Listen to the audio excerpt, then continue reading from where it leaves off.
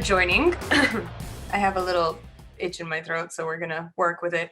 As you guys know, this is, or as you may not know, but this is our last week of Open Branding Month.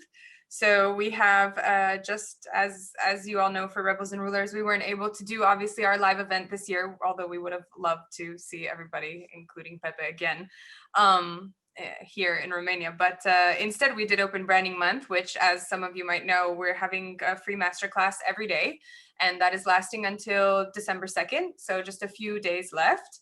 And then we also have live Q&As with the speakers almost every day.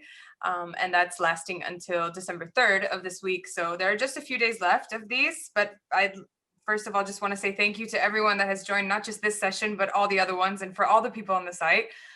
We've really had an immense turnout, and we're incredibly humbled by it. And of course, thank you to our speakers like Pepe, who have joined us and helped to make this happen. I don't know if you guys know Pepe, but if you don't, he's an incredible creative.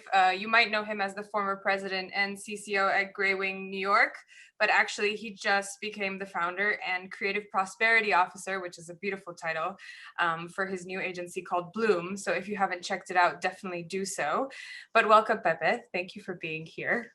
Well, thank you, Flavia. Thank you for having me. And also thank you for organizing this very extensive few weeks with so many speakers.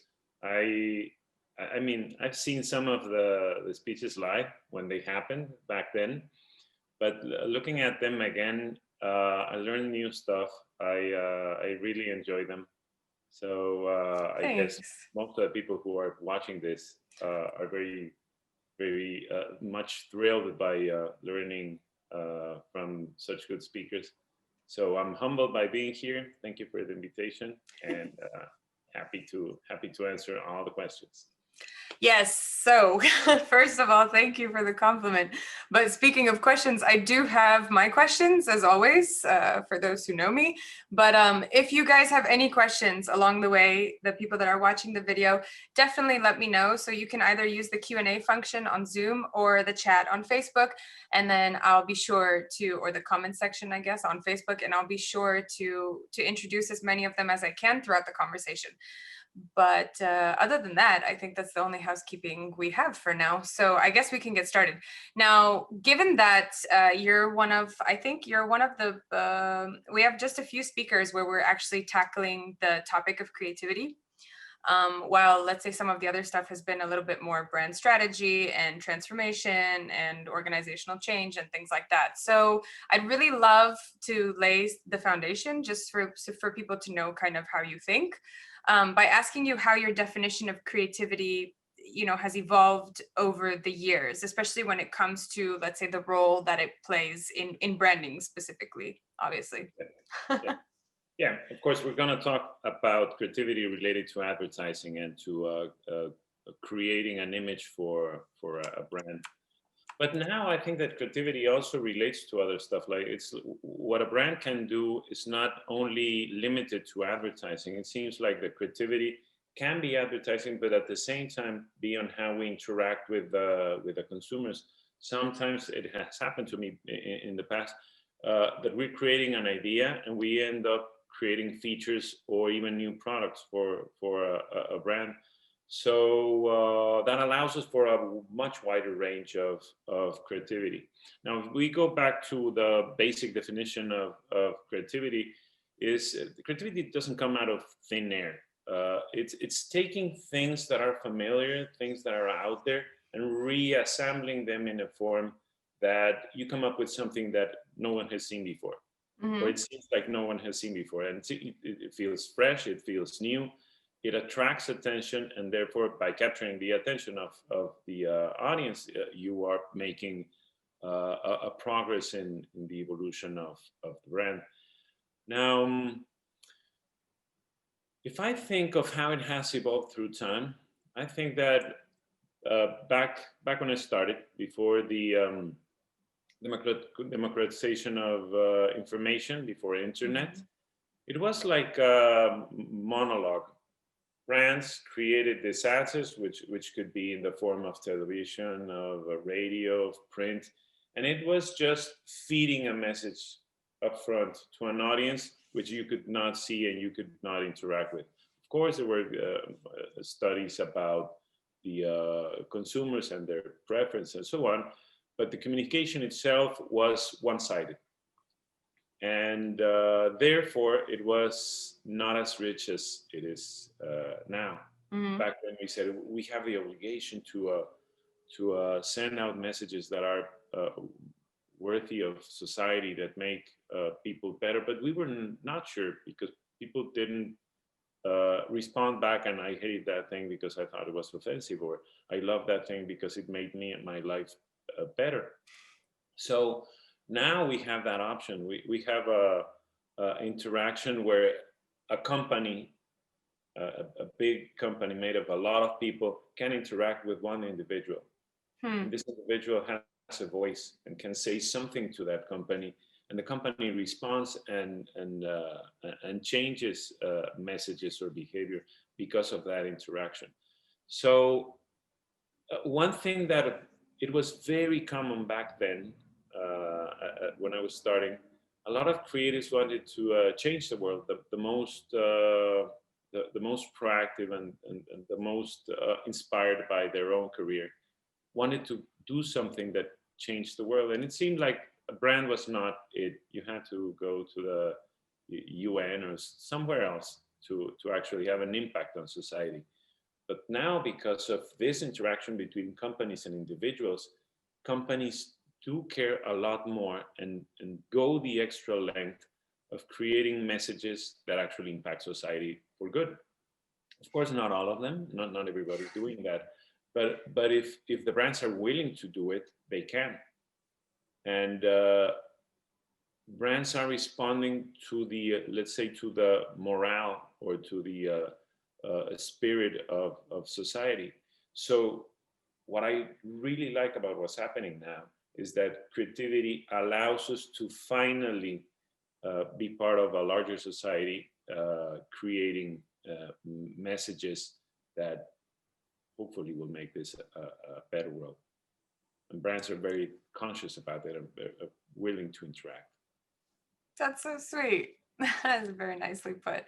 Now you spent quite a bit of time in the agency world. I mean, you had a very long and successful career at Gray. That's true, but there were other agencies before that.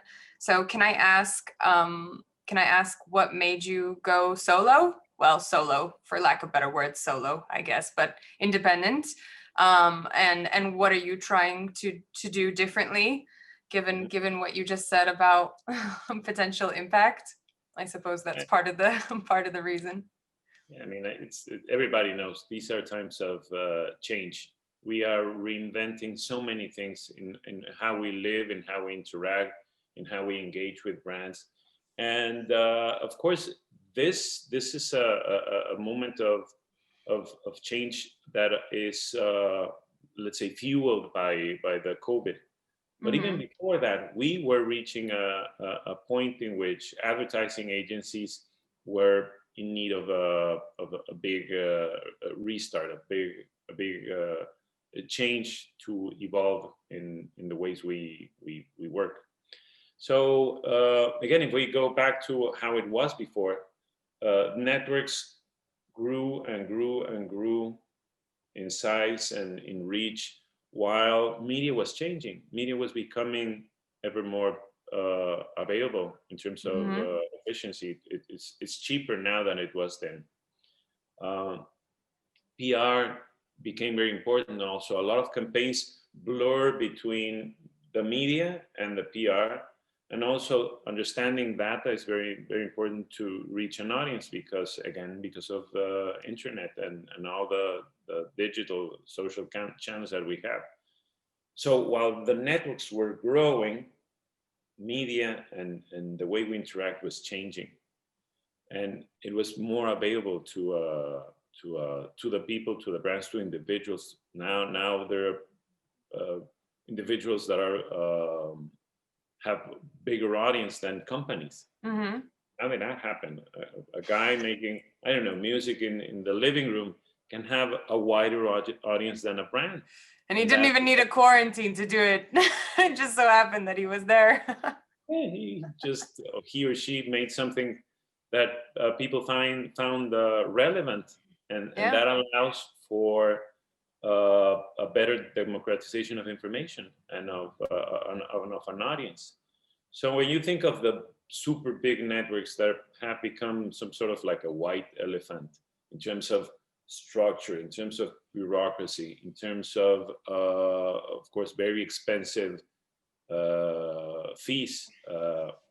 What I thought is this is an opportunity to create a better way of working in terms of cost efficiency and also interaction with the of course with the clients, but also with the consumers. Mm-hmm. What also happens is that big organizations tend to be, like a pyramid where clients only see the top level on important global meetings, but the clients don't have access to the people who create everyday work. Mm-hmm. So there's a disconnect in the messages. It's difficult to have information trickling down a big pyramid in an efficient way. It's not impossible, but it's harder. That if you have a leaner team made out of really good professionals that communicate all the time between themselves and are also connecting with the client and are also connecting with the consumer. Again, in big networks, there's not many people that go out and talk to the average person, to the average consumer to better understand them. They just get fed a brief with a lot of information, and that's it. So again, it's not impossible. There are many agencies that are doing it right, but it seems like a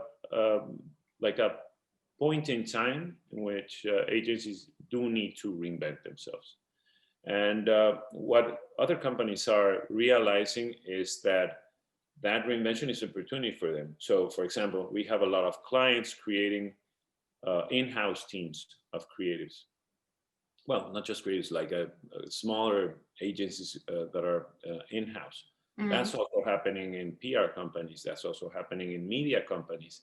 So they have other tools and other areas of expertise which are enriched by this teams of creators of content. Mm-hmm. While the agencies are struggling to manage media and they need outside vendors for doing that, they need, on many occasions, outside vendors for the data also. So it's a trap that you can't get easily out of. When you have, and my version of my solution to that dilemma is a creative prosperity agency. But I know that I'm not the only one that is trying new models of service. There are many smaller agencies that are appearing everywhere in order to address those needs from the brands and those needs from the consumer.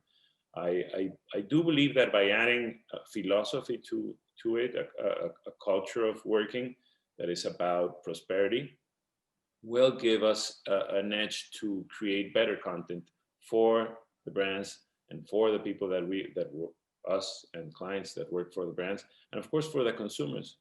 If Mm-hmm. if the let's never lose sight of the consumer. The consumer is the person that we create content for. Yeah. So by trying to create prosperity for them, the message will be better received, and of course the brands will be richer because of it, and will be better because of it.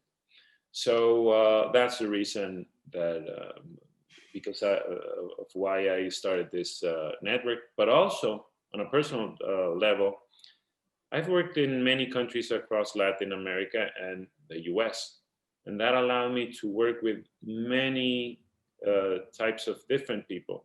Different people. I mean, when you think of Latin America, you think that, well, they all speak Spanish, almost, except Brazil and others, but that doesn't mean that we're the same.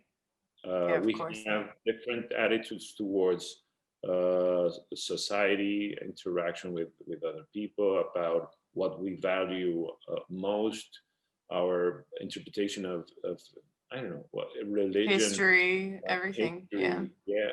So, and the way we behave with neighboring countries, it's different for each country. Mm-hmm.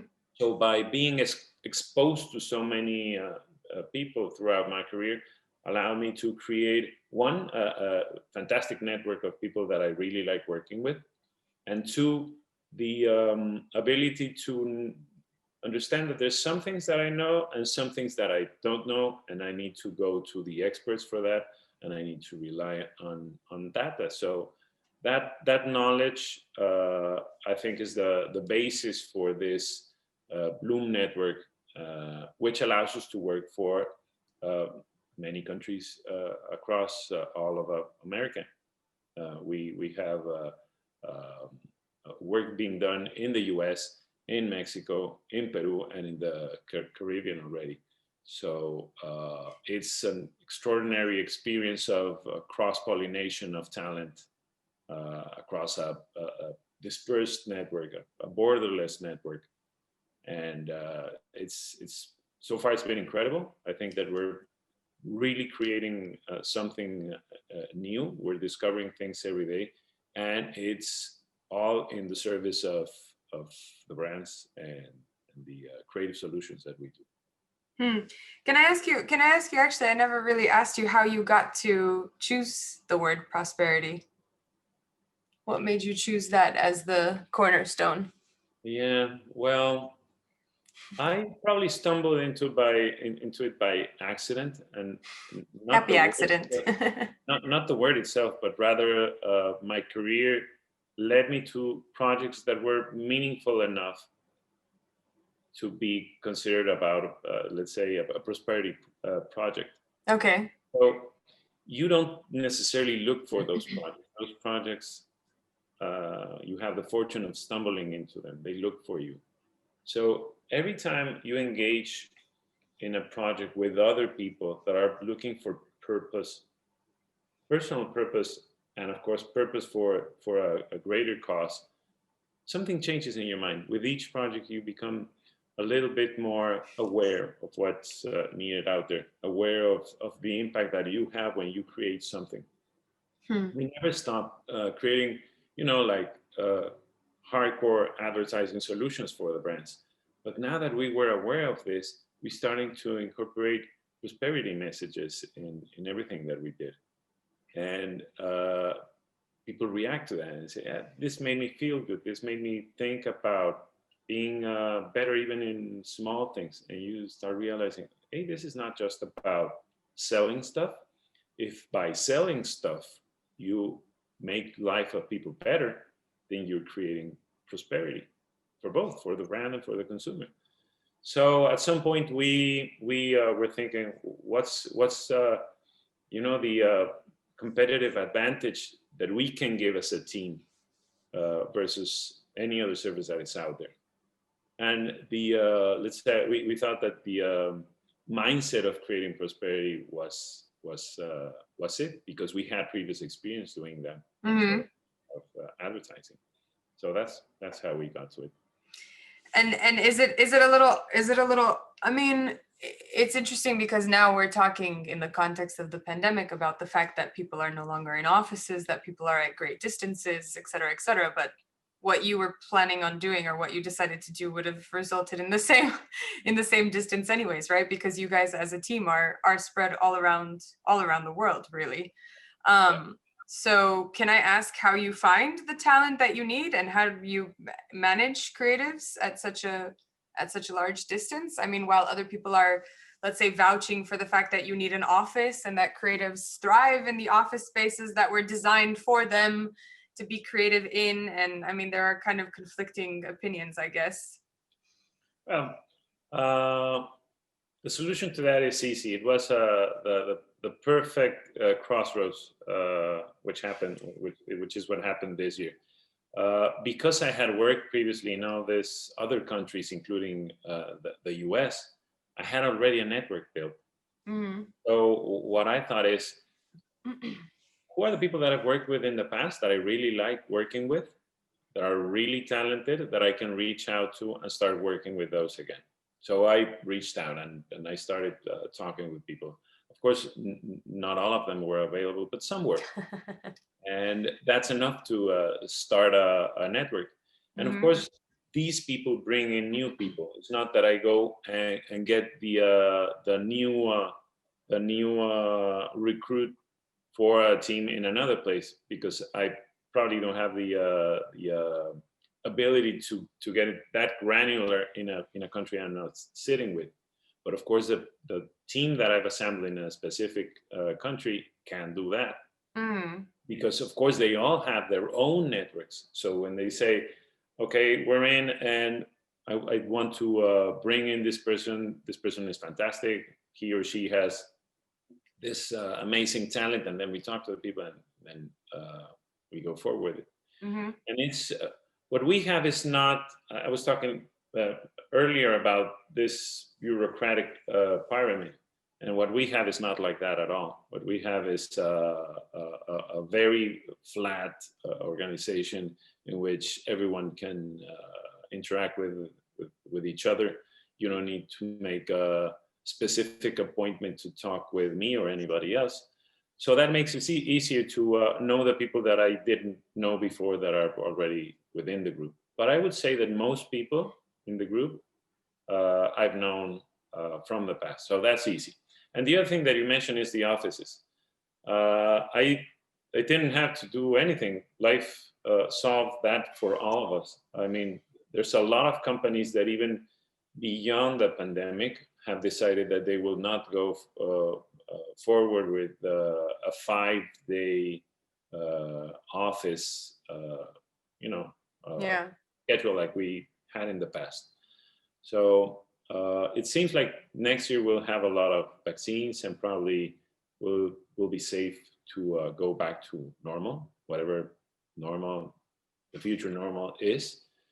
But even when we're not afraid of anything anymore, and we can go out and interact and go to restaurants and bars and the office and the street, I don't think that a lot of people will go back to as it was. Hmm. Many offices will decide, okay, you're going to go to the office 3 days, and 2 you can work from home, or work from home permanently, depending on the office. I read the other day that Google was deciding to go permanently on office. What corporations are also realizing is that by having less office space, It's the cheaper. costs go down by a lot. So of Yeah. course, we figured out that it works. We had to make it work. So people are already trained to work from home, and there's no special training required anymore, because we already went through it, like a baptism of fire. Yeah. So I don't think that there's going to be too many clients that will say, oh, because you don't have an office located in one specific place, that doesn't make you a great network to work with. That's so interesting that you would say that about creatives, because I think that people assume that creatives are the kinds of people that need to be in the same place, you always see these brainstorming and strategy sessions, and they want to draw on the whiteboards, and they want to draw on each other and draw on the tables. And I don't know, they get these fire of ideas or something, and they feel the need to all be together to bounce ideas off of each other. I mean, I'm assuming that there's going to be some level of interaction that you're going to have to facilitate for the people in your team, no? Once this gets a little bit more back to normal, as you say. Yeah, the creative process is different for everyone. Mm. I've seen all types of creative process. There's the lone person that creates alone and brings the idea cooked and ready. I don't really think that's the best way to work, because it doesn't allow for change. It doesn't allow for interaction with the other people. It doesn't allow for cross pollination of that idea. What what we're better at, as people, is by having sparks of ideas, bringing Mm. the idea to the table so others can make it better or put it to Mm-hmm. the test. So that's where all the meetings happen. I mean, you have people who will do research and bring the research to the table. And research also needs creativity and insights and you know, find the edge of how to get the the strategy to the creatives even before they start. If you have a really good strategy that's built on insights that a strategy is found and discovered somewhere, then you have almost all your creative solution done for you. But what I think is, for me at least, I don't have the best ideas while sitting in a table. I go out there and think and run and walk and, you know, when you go to bed at night and you just keep thinking of something, Mm-hmm. that's when ideas occur, and then you bring them to the table, and then everybody, you know, can play with your idea to make it better. So those kinds of interactions, I think that can still happen remotely. If we are, I don't know, 4 or 5 people connected and talking about an idea, I think we can solve it even if we're not sitting in the same room. I would say that it's even more refreshing. I hate going into a meeting room and locking the door and knowing that you're not gonna get out of there until you have the idea. That for me is like a nightmare. But it's what happens when you're in the office.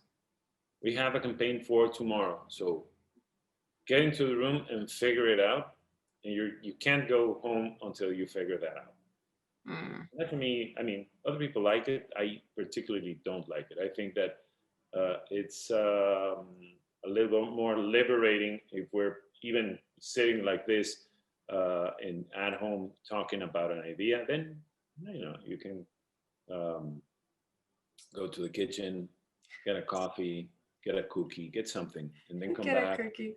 And you feel like you're in a safer space probably than in Yeah. a constraining room that it has, you know, like neon lights.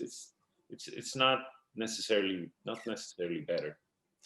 Uh, and of course, creativity comes from uh, experimenting new things, from thinking in a different way. So if you're always thinking in the same room, you will probably always get to a similar ideas.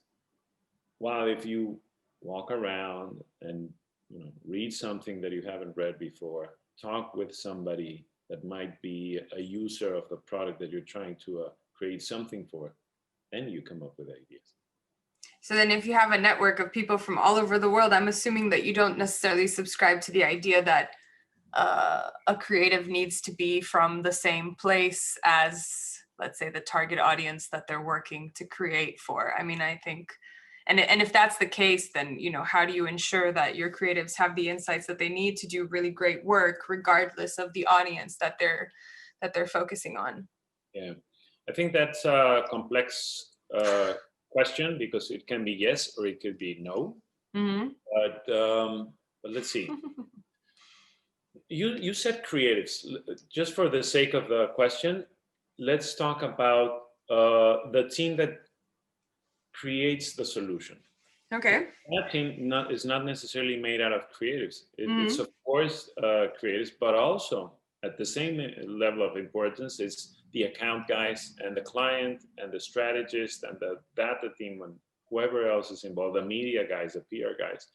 I like to work with teams that are from different backgrounds. You get a lot of fantastic solutions because of that. Rather, if you just get, you know, the traditional team of copy and art director, yes, Mm-hmm. those two can be fantastic. Fantastic. It's worked for hundreds of years in the past. But if you get a team that is more diverse, both in terms of experience and, of course, in terms of background, you get better ideas. So you do need to know who you're talking to. So there must be at least some of the people in the team that really understand the culture and really understand the local insights. You don't need all of them to be from the same Mm-hmm. place. And you also have data to back some hypotheses that you might have. So somebody might say, well, I don't know, you mentioned that today is the Day of Union in Romania. So if we're going to create something around that, then you are, of course, the obvious person to be the expert in the team. You know the history and why and where does that celebration come from. And we might have another person that manages the data and validates some of the stuff that you might say with numbers. Like most of the people believe what Flavia just said, most of the people. But some of the people think of it different because of this or that. Okay, that's the data that will give us, oh, that's an interesting insight, so we can play with that. Or no, we need to correct that and create some other solution for that. But you might have people like, let's say, for example, me or another creative or another account person, that by diving into this thing that we're trying to solve, sees at it completely from another angle, gives a much newer solution, a fresh solution to the dilemma. So again, talking about cross-pollination is the best way to get better creative solutions.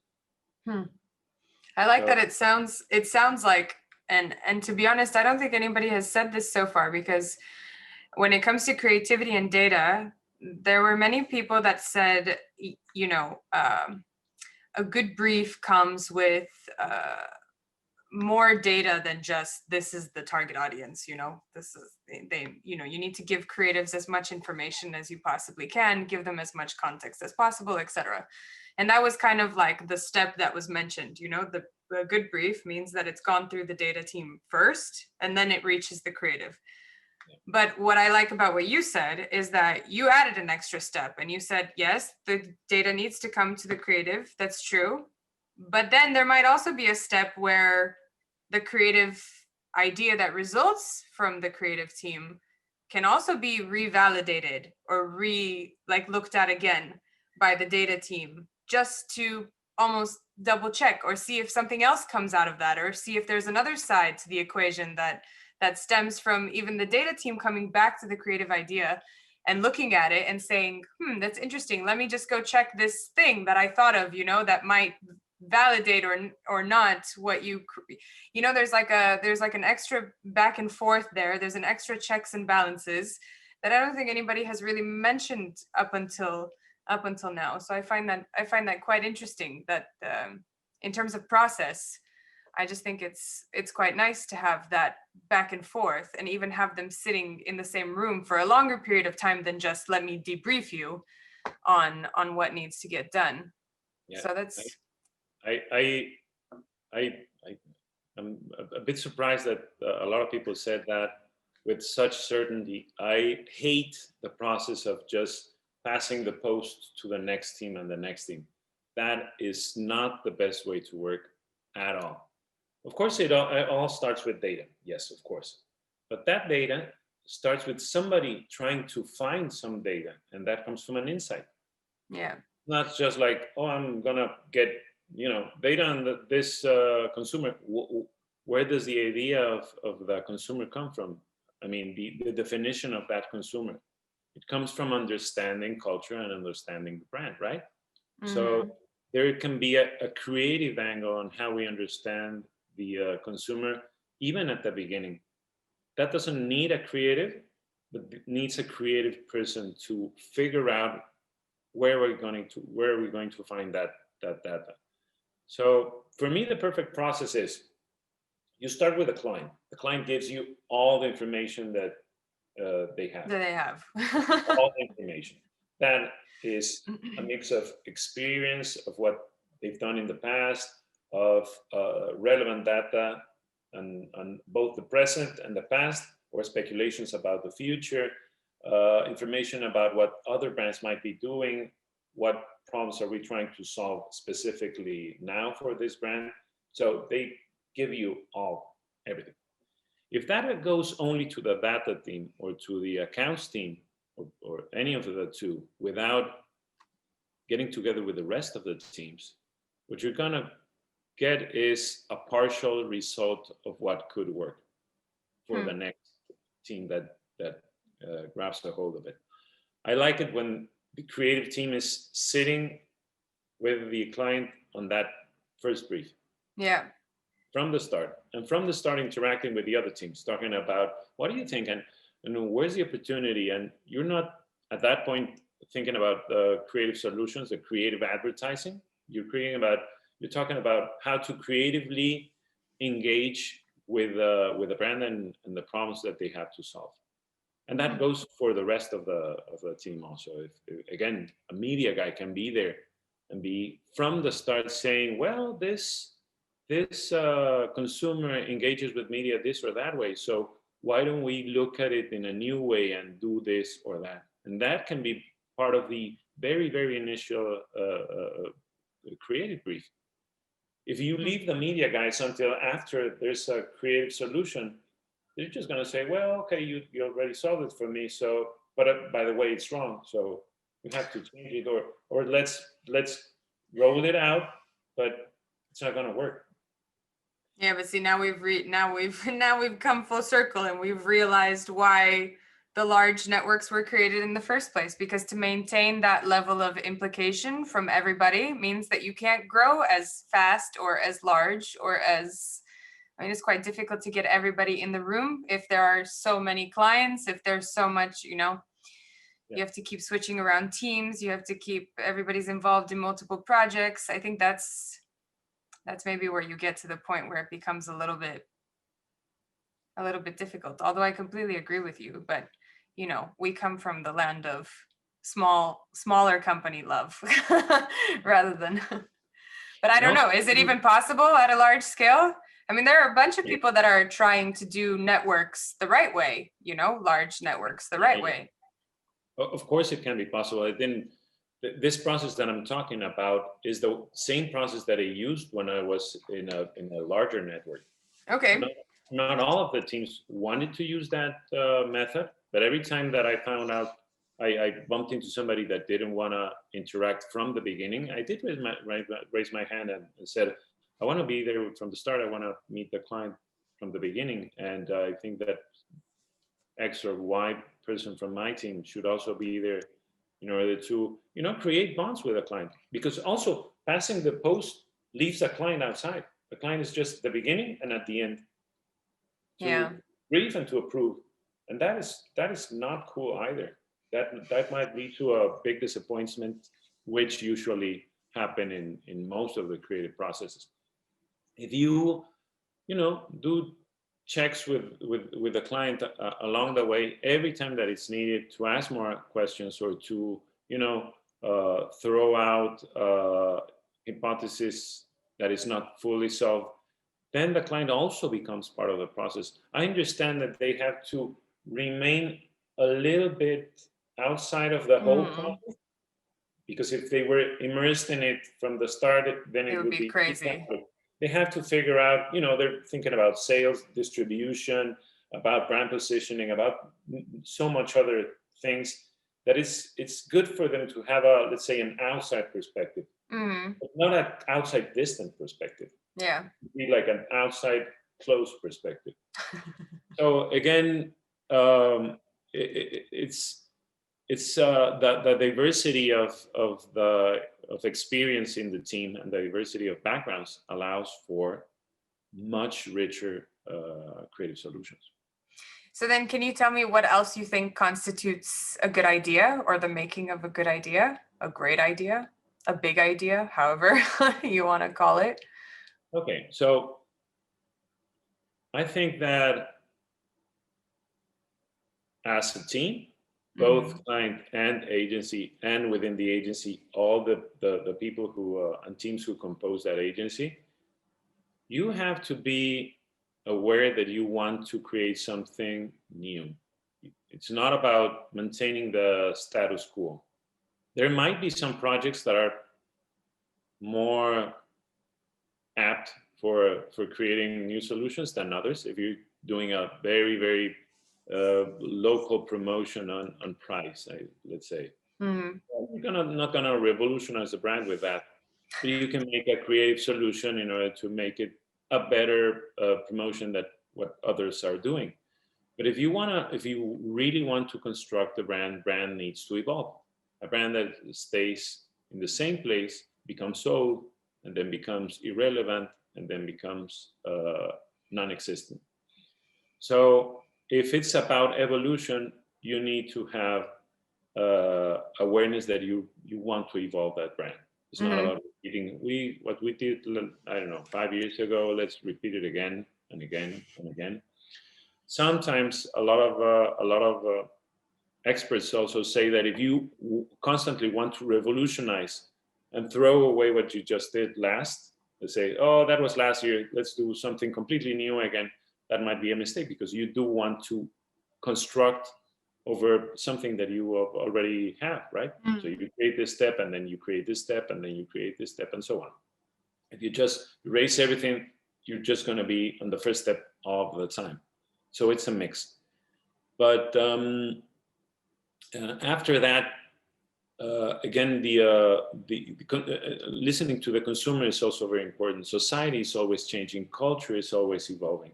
And now, in these times more than ever, I think that we are evolving at such a fast pace in human terms, not in technology.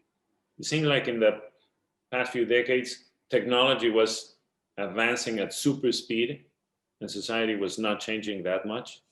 I think that at this point, this year in particular, we are evolving super quick as human beings, as a society. Cultures are constantly changing. What was okay a couple of years ago is not okay now. Yeah. People are calling it out and demanding change, and that is great. That is, like, I think a game changer also for brands. If brands change at the fast pace that the society and culture is changing, means that you need to understand those goals, and therefore a really good idea will be new, will be fresh, will be at the center of culture, will be at the crossroads of pop culture and technology and what is relevant to us today. And what kind of client do you need in order to execute on, in the way that you're describing now? I mean, what are some of, let's say, the characteristics of a really suitable, great client? Because I mean, they have they hold some of the responsibility here for the way things are going in the creative industry. You see all sorts of clients. There are companies that punish risk taking, that punish change, that punish evolution. So if you have a really good client, but within that organization, it's going to be hard to create something new. You can create really good work, creative work even, but it's not going to be like a game changer at any Yeah. point. It's going to be like, okay, good everyday work, which is, I mean, there's things better, things worse than that. It's not bad at all. But if you really want to evolve a brand and make it stronger and make it relevant for the consumer, then probably the company needs to reward certain risks. I mean, when I say risk, it's a calculated risk, not just risk for the randomness of taking risk. That doesn't work, of course. But doing something new is always a risk. Doing something that nobody has done before is there's no manual for that. There's no instructions for that. You have to, go with the data that you have, but also go with the gut. And the gut tells you, let's do it. Because there's not enough data to validate what's going to happen next if it's new. A lot of clients are very, very scared of walking towards something that there's no data, because data can validate mistakes. The lack of data cannot validate mistakes. So when something goes wrong and the client says, yeah, but I had all the data here, and we investigated the consumer, and we investigated media, and the agency said this, and then you fire the agency. But the client stays in his or her job, right? But if there's a client that says, okay, let's face it, we're walking on uncharted territory. but the data tells us that we might get here, that there might be, the North Pole at the end of the road. And the company says, go with it. Let's try it out. If it doesn't work, we'll fix it along the way. Then that's the right kind of the company and client. And of course, that happens in the agency too. There are many agencies which are not willing to take risks because you just want to give the client what they want. And that is, let's say, that's the attitude of a vendor. Mm-hmm. I mean, you're a painter and you walk into a house and the owner says, I want that wall pink and the other one I want green. Okay, you're paying for it. I'm gonna do what you say. So you're a vendor. But if you are a consultant and you want that brand to have success and you want that brand to be better, and the client asks of you that, you would have to say, but why are you asking me that? Where does that information come from? Well, I really love those colors. Well, that's not valid enough. Let's back it up with data. Let's back it up with what the consumer says. And if a consumer says that that's what they want also, awesome, let's go with it and let's find out more, understand how they think. But if not, then your responsibility is to be a consultant and say, you know what, we found out this information and we understand that the client needs this and this will make their lives better. And therefore we propose this other thing. And you take risks also because the client might say, no, you don't give me what I want. But then that's not the client that you want either. Yeah. You want a client where you're a business partner in which they can trust you and you can trust them and they can say, these guys got my back and these guys want my success. If you have that sort of relationship, agency client, then that's the best that you can have. And of course, inside an agency, calculated risks must be rewarded also. If you're just punishing the guy who brings in the new idea, punishing the strategist that has the unfortunate of proposing something that is not validated by data, or having the media guy that proposes a new media that is not yet validated by data. Mm-hmm.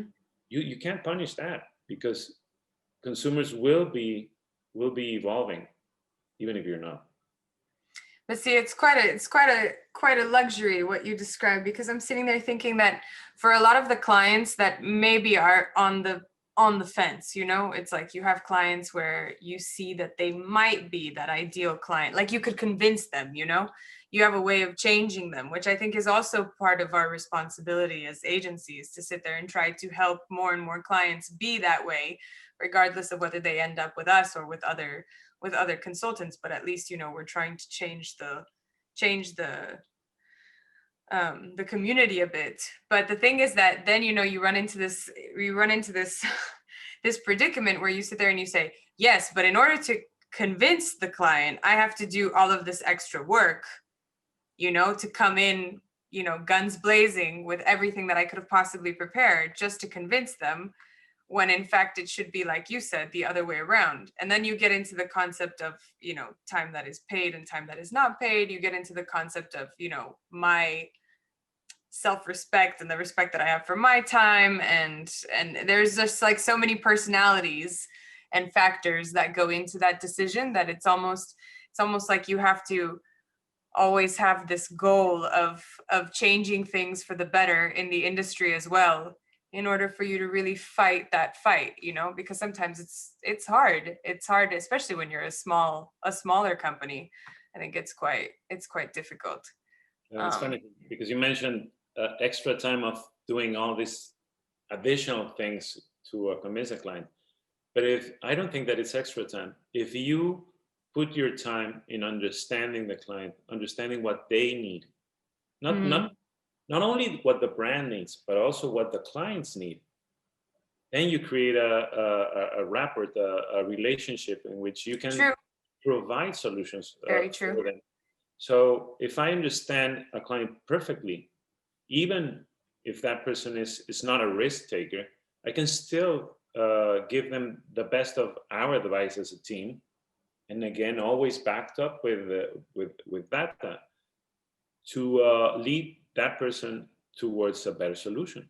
Yeah, it's your And that, investment in the relationship. Yeah, that only true. comes from trust. If I don't invest in that trust and I don't invest time in understanding the consumer also and the brand also, then I come in as a vendor. I Yeah, come in as a vendor and true. because I don't like your green and your pink wall. I like blue. Everybody hates blue, that client might say. There's no connection because you're, again, responding as a vendor that doesn't know the consumer. True. And there's a lot of time wasted by trying to read other people's minds. So when you say, okay, we're going to be that agency that only gives the client what they want, I think that they want blue. And you're going, no, I don't want blue. I want red. And then you go with red. But not that red. I meant the other red, that one that is more redder than the red. And then you do it again and you do it again and you do it. And there's a lot of extra work. True. Because Yeah. of trying to respond. And your dignity, that's where you lose your dignity.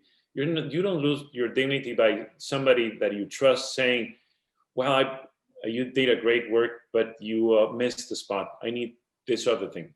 Mm-hmm. That's not where you lose your dignity. You lose your dignity when you say, I said that I want it redder than the red, and do it. And then you lost your dignity. And that is not a good relationship either for the client or for the brand or for you.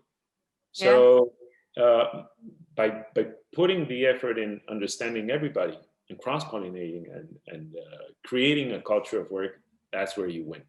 And it doesn't matter if you're big or small. I think that's completely unrelated to this, let's say, virtuous cycle of working against the, like vicious cycle of working. I'm glad I said it then. I'm glad I brought it up. But then this brings to mind another pitfall when it comes to great ideas, which is, I think, the awards scene.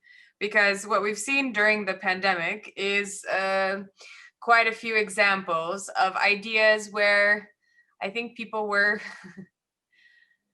like they were great ideas, but when you sat there and pondered a little bit longer as to why, when, how, all the things related to the brands and what they were trying to do, they felt a little bit confusing. I think a lot of people were still on the edge, and I feel like the industry feels the need to applaud great work. It's true, maybe out of fear that technology and everything and data is kind of taking away creativity, and I think out of that fear maybe people are overcompensating by doing these really great ideas but we were watching the Effie Awards here in Romania last week, and the chairman that came on at the end said, my suggestion to everybody that submits for awards is you have to tell me like what the value in the end was for the brand. And it's not about the number of impressions, or which are always huge numbers, but actually how did it influence. Give me like something palpable, not just the fact that a lot of people saw it. So this came up again and again because, for example, in one of the live Q&As that we did, somebody brought up the Moldy Whopper campaign from Burger King, which again was, you didn't know how to feel about it really, but it will probably do, in awards, it would probably do really well. Or here in Romania, we had a great example where, and I know we told you about this, where they made a campaign where they took frontline workers and portrayed them as saints and posted these all over Bucharest. And for a country that is, I think, the most religious country in Europe, if not the second, based on recent statistics, it was quite a, it got taken down. To be completely honest with you, it got taken down. Now, when I sit there and think about how these might perform at awards shows or at con or something like this, it doesn't click. I feel like the way we try to validate great ideas and the way great ideas are being validated at awards shows are not always, it feels like we're not always fighting for the same for the same cause. So Yeah. I'm wondering how you think people can kind of avoid this pitfall of, let's say, ideating for the sake of winning awards rather than the actual value of the project at hand, which I think must be really tough for creatives. But then again, When you're creating something, you can't be thinking about awards.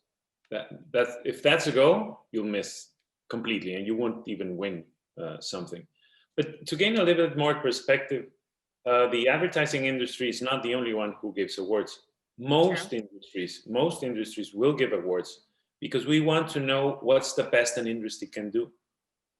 Like if you're a writer, if you're, I don't know, I'm sure that even oil companies Yes. have awards of better processes or most ecological process. I mean, if you think of any industry, even any company, they give awards to the best employees. So it's important to know who's doing the best work because that sets the bar for the rest. So in an industry that is called creative, of course, having creative ideas are the most awardable. But I think that a lot of agencies and specifically creative teams start the wrong point, which is let's win an award with this thing. Yeah, It not works for some of them, though. you might win an award, but I don't think it's sustainable, and it will probably not be beneficial for the brand. So you might be aware that, okay, this is a really good brief, and this is the kind of client that they also want to join into celebrating good work. So okay, so let's take all the breaks and go for something creative. But you have to always think at the beginning, even if you identify that there's an opportunity for an award at the end, you have to identify that you're talking to the consumers, and the consumers don't care if their favorite ad won an award. I don't think they care really, but they care that their favorite ad or their favorite, branding exercise was created for them, and they were happy because of it. Like, I love this brand and because of what they do. I love this ad because makes me laugh. It makes me cry, or it makes me think, or whatever it is that makes people respond. So you have to be always thinking of the consumer.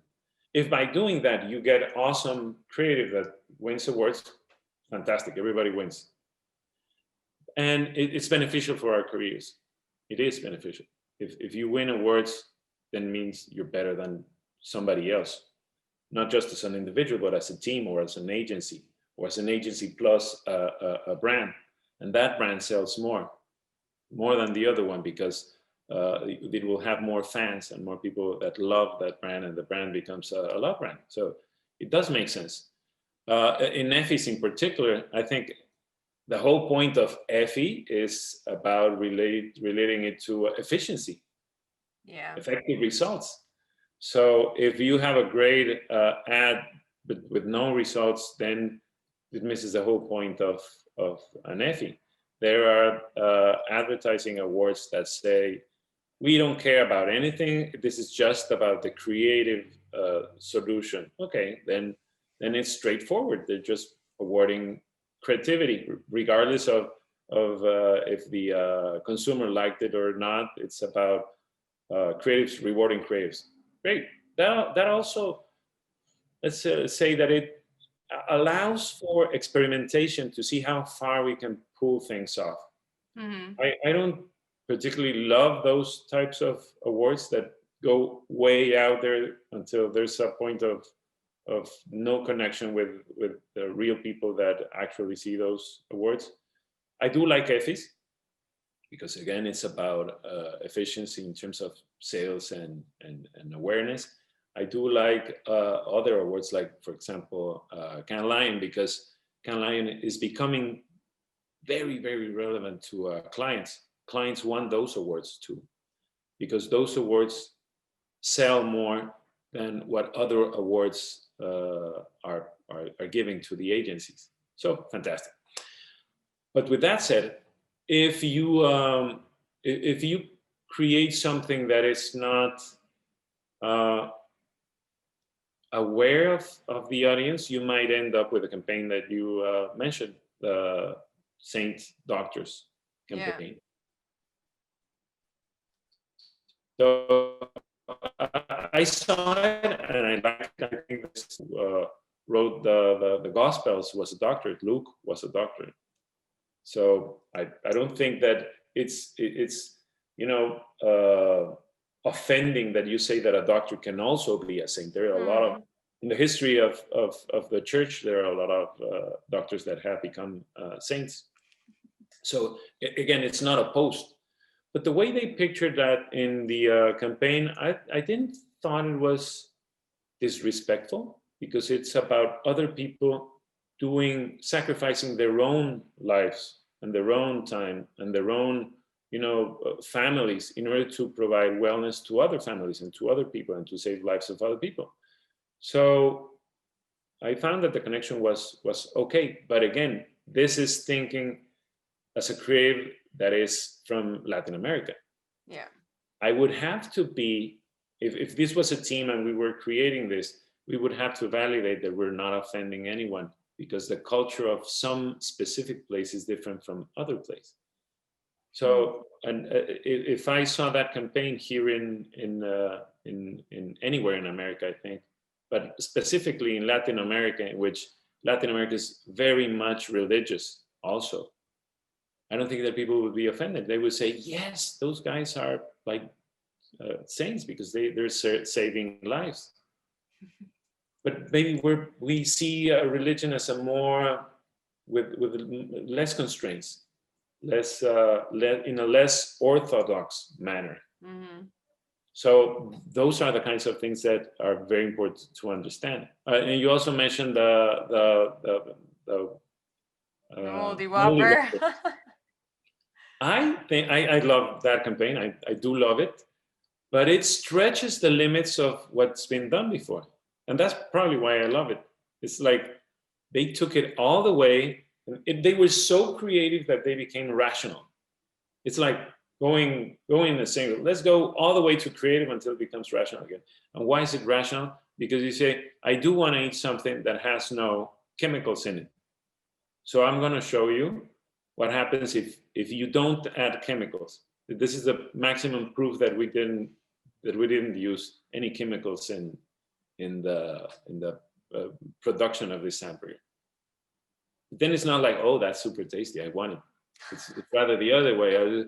I should want that thing. I should want it because it has no chemicals, and they're making me realize that they. Yeah, you were mentioning it's logical rather than emotional. It's asking people to be smart rather than instinctively and reactive.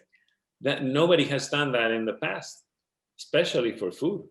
Maybe in other areas, but in food, never.